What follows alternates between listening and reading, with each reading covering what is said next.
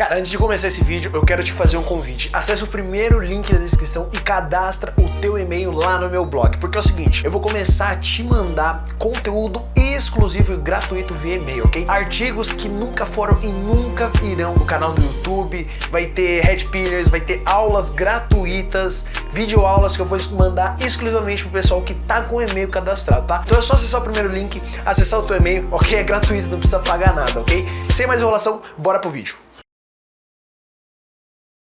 Parar com masturbação acaba definitivamente com ejaculação precoce? E a masturbação tem a ver com aquelas ereções meia-bomba? Não sei se deu para o senhor pegar aquela meia-bomba, é aquela... A pergunta inicial, de maneira alguma, né? Acho que não vai exercer nenhum tipo de controle e potencialmente, às vezes até a partir de uma maior excitação, pode ficar até um pouco mais difícil de controlar, mas essas alterações, né, a ejaculação rápida, ela não é avaliada nem pelo médico e muitas vezes também não pelo paciente por um evento só que aconteceu.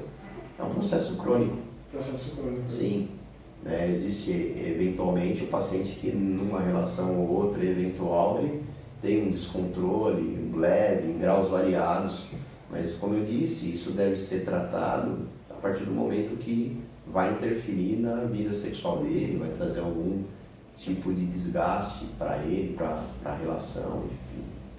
E a outra pergunta é... Das ereções meia-bomba, a masturbação, o cara se masturbar bastante, tem a ver com as ereções meia-bomba? Na verdade depende, né? Se o paciente ele teve, por exemplo, numa manhã 3 masturbações, é improvável, claro, depende de um monte de fator, inclusive de idade, de estímulo sexual, que ele vai estar apto ou vai estar com uma libido significativa para ter uma quarta. E também vai depender do quê? Do intervalo, né? Você tem o desejo, você vai ter a ereção, você vai ter a ejaculação geralmente junto com o orgasmo, e aí a gente entra num período chamado refratário, onde você pode ou não desencadear uma nova ereção.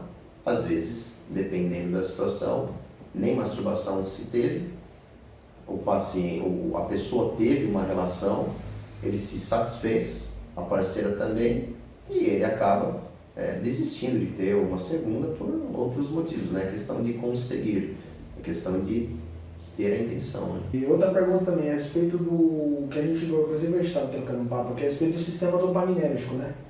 De o fato de eu ver muita pornografia, eu acabo liberando muita dopamina, meu corpo se torna dependente daquela dopamina e, consequentemente, eu tenho que evoluir cada vez mais para conteúdos mais pesados de pornografia para não conseguir suprir aquela necessidade. Similar a um usuário de drogas, um alcoólatra, por exemplo. Tem base essa afirmação? Então, ela na verdade, o que acontece, acho que na verdade é o vício da pornografia. Seria um paralelismo com o vício de substâncias lícitas e ilícitas, onde da mesma maneira que um tabagista que hoje fuma 4 maços por dia, ele começou fumando um cigarro ou outro e ele evoluiu para isso, um consumidor de pornografia ele pode evoluir para um abuso, mas isso não é a regra. A grande maioria das pessoas ela acaba usando de alguma maneira a pornografia, às vezes de maneira voluntária ou também involuntária, né? Porque a gente vive numa sociedade erotizada. O que é uma pornografia em si? Né? Você vai numa praia, os tipos de vestimenta atuais, eles deixam de ser pornográficos, alguns tipos de comportamento que a gente vê na rua mesmo, talvez sejam. Não precisa ir para a praia. Exatamente. Agora a questão é isso, é de você ter dentro de um assunto, pornografia é um vício. Esse é o problema.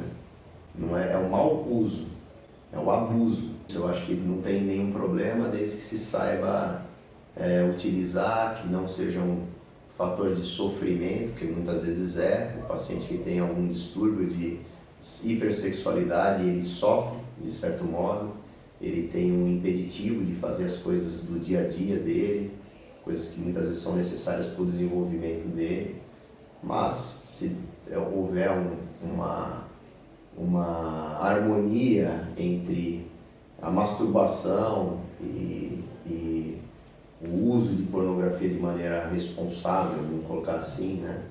E outra questão, que tipo de pornografia, né? Existem outras questões também, ainda mais subjetivas, né? De o que é normal, o que não é, o que é permitido aqui, não é permitido em outro lugar, com outro tipo de cultura. A gente tem que educar os nossos filhos em vários aspectos, a gente ensina eles desde a comer, a se comportar, não deve ter deixar de ter um relacionamento aberto quando o assunto é sexualidade, explicar, amparar, proteger. Isso, em grande parte das vezes, acaba faltando em muitas situações, em muitas famílias. Às vezes por vergonha, não tanto de um lado quanto do outro. Não às só vezes por tabus, né? Religião. Critério de normalidade, na minha época era assim, hoje em dia não é. Tudo é muito questionável, né? Eu estava conversando com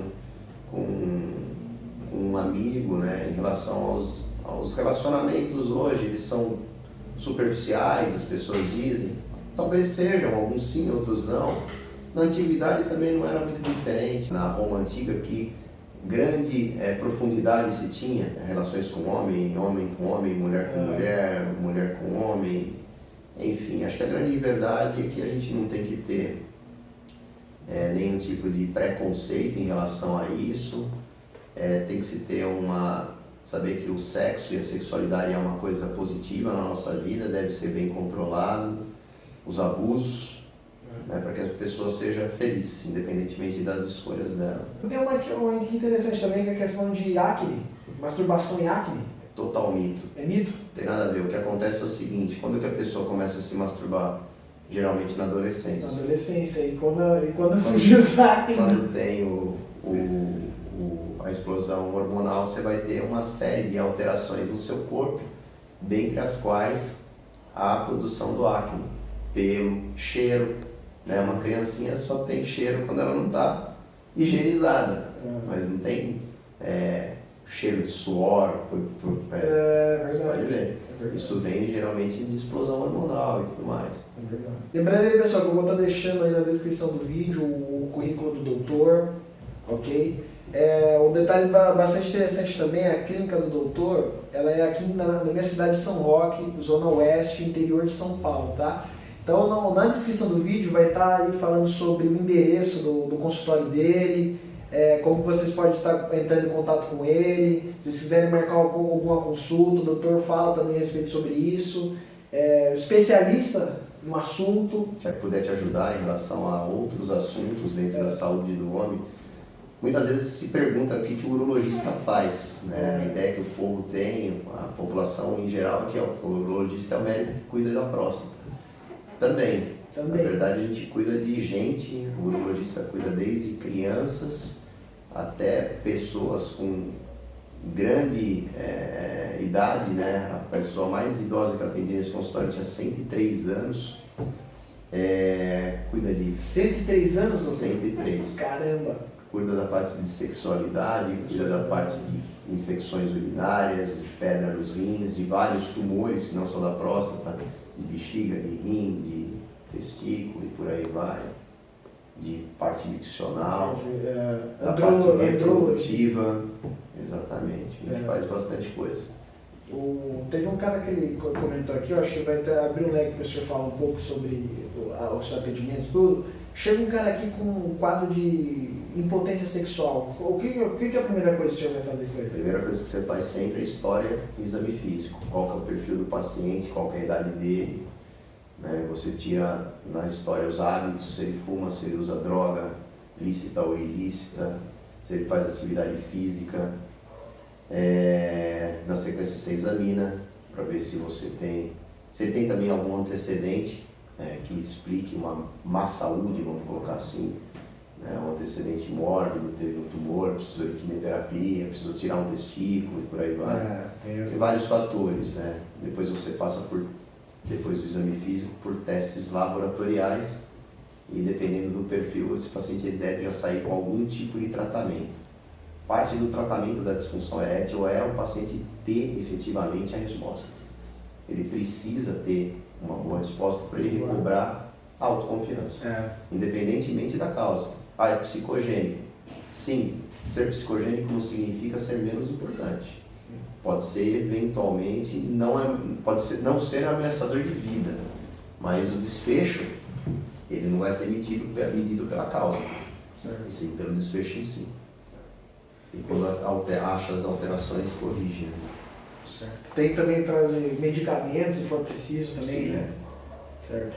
Eu pretendo trazer também, doutor, uma próxima oportunidade, se a gente tiver uma chance. O pessoal está pedindo bastante respeito de saúde do homem voltado para a higiene, né? Hábitos de higiene para a saúde do homem. Então, se vocês quiserem mais uma entrevista aí com o doutor a respeito de saúde do homem, vocês deixam aí embaixo o hashtag saúde do homem, fechou? E eu acho que é isso aí, doutor, que a gente tinha para falar. Muito obrigado mais uma vez. Não por isso, prazer. Por essa entrevista aí, foi muito show. Aprendi bastante, aprendi pra caramba acerca sobre isso. Ok? Lembrando aí mais uma vez, pessoal, vai estar na descrição do vídeo aí a localização, se vocês quiserem fazer uma consulta com o doutor. É muito inteligente, eu recomendo muito. Fechou? Só vocês verem na descrição do vídeo, galera. Bom, é isso aí. Acho que eu vou deixar esse vídeo por aqui. Se você gostou, deixa o like aí. Fique com Deus. Valeu, nós e fui!